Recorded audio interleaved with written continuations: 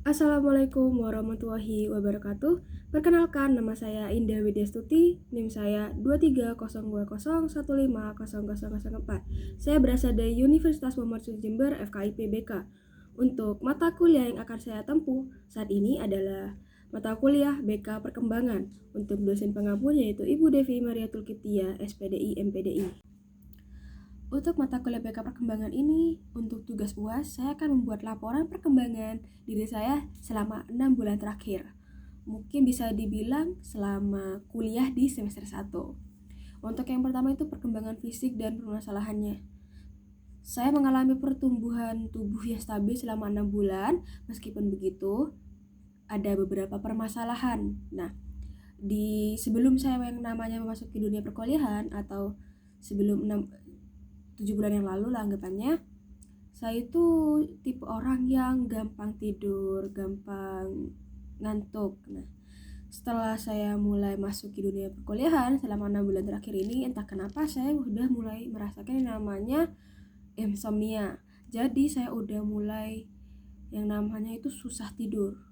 Biasanya saya balik ke rumah itu jam 9 malam, sampai di rumah 9 malam karena jarak antara kampus dan rumah itu jauh. Nah, biasanya di jam 9 malam itu sampai rumah sudah bebersih, sudah semuanya. Nah, biasanya itu saya tidak merasa yang namanya ngantuk. Saya tidak bisa tidur dan baru bisa tidur yang biasanya tuh baru bisa tidur di jam 3 pagi. Nah, karena hal itu membuat jam tidur saya itu singkat dan membuat energi saya gampang terkuras di siang hari. Nah, biasanya di jam-jam sudah mau kuliah, karena saya berangkat jam 3, biasanya tuh di jam 1 atau jam 2 itu sudah merasa namanya ngantuk. Jadi membuat semangat untuk bersiap-siap kuliah itu terganggu. Nah, yang mana saat ini saya cukup berusaha agar bisa mengontrol pola tidur saya.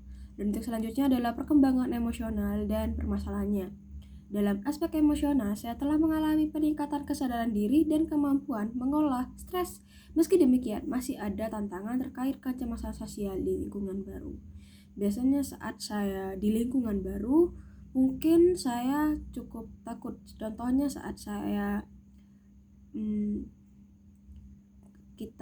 lagi ke kafe bareng teman-teman, mungkin itu di tempat yang baru. Nah, biasanya itu saya merasa gugup untuk memesan atau untuk berinteraksi lah intinya. Nah, konteks selanjutnya adalah perkembangan psikososial dan permasalahannya. Secara psikososial, saya telah berhasil membangun hubungan interpersonal yang lebih baik, tapi masih menghadapi kesulitan dalam menavigasi tekanan dari lingkungan akademis dan sosial. Saya di 6 bulan terakhir ini sudah mulai yang namanya berinteraksi dengan teman-teman di kampus. Jadi saya sudah mulai belajar untuk terbuka dengan teman-teman kampus. Dan untuk yang terakhir adalah perkembangan kognitif dan permasalahannya. Perkembangan kognitif itu biasanya berhubungan dengan yang namanya pikiran, pola pikir. Nah, perkembangan kognitif saya itu sudah cukup meningkat, terutama dalam hal pemecahan masalah dan keterampilan berpikir kritis. Namun, masih ada tantangan untuk meningkatkan fokus dan daya ingat dalam beberapa situasi tertentu. Jadi, itu adalah beberapa laporan mengenai perkembangan fisik, emosional, psikososial, dan kognitif dari saya selama 6 bulan terakhir ini. Intinya, selama 6 bulan terakhir ini, saya tuh cukup mengalami beberapa perkembangan. Yang mana sebelum itu saya kan tidak bekerja, karena setelah lulus SMA saya menunggu untuk masuk kuliah. Selama hampir 3 bulan itu saya hanya di rumah saja dan jarang berkegiatan. Dan setelah masuk kuliah, saya sudah harus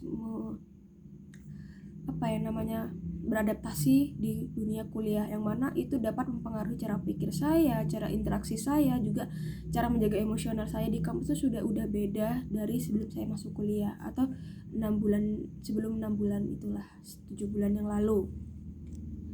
Sekian dari saya. Terima kasih. Wassalamualaikum warahmatullahi wabarakatuh.